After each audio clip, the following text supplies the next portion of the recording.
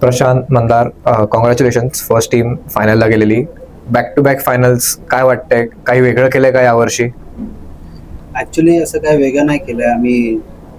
जसं मी बोलत आहे की दर मॅचवरती फोकस करतायत आणि जास्त पुढचं किंवा मागचा विचार नाही करत आहे. फक्त मॅच टू मॅचचा विचार करतोय आणि प्रोसेस फॉलो करायला बघतोय. तर that is giving us results. Mandar, Prashant तसा यंग कॅप्टन आहे, त्याच्या अवतीभोवती बरेच यंगस्टर्स आणि सिनियर्स सुद्धा आहेत. त्याच्या कॅप्टन्सी बद्दल सांग, त्यांनी कसं लीड केलंय टुर्नामेंटमध्ये थ्रू आउट? नाही, एकदम म्हणजे दर बॉलरला तो फ्री हँड देतो, काय जी फील्ड पाहिजे ती देतो आणि असं काय प्रेशर नसतं ॲज अ कॅप्टन त्याच्याकडनं पण. सो एकदम बॉलर म्हणजे फ्रीली खेळू शकतो. बॅट्समन पण काही प्रेशरमध्ये नसतं. So yes, he is best. Prashant, तुझ्याकडे पर्पल कॅप आहे आणि तुझ्याकडे मॅन ऑफ द मॅच ची ट्रॉफी आले, तर दोघांच्या परफॉर्मन्सचा टीमवर काय फरक पडतो?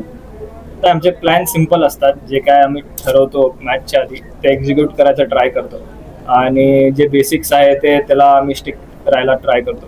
सो ते एक्झिक्यूट झाले आणि मॅच जिंकलो, आमचा परफॉर्मन्स झाला, तर इट्स गुड.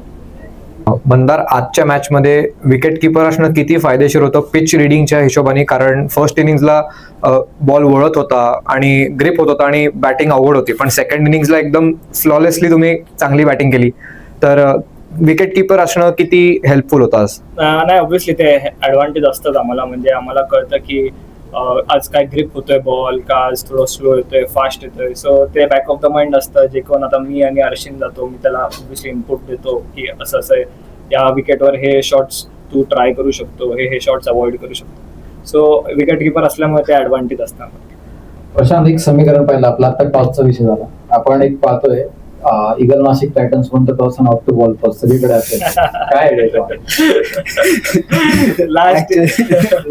लास्ट इयर तर फक्त एकच टॉस जिंकला होता आणि यावर्षी तो एकच टॉस हारला.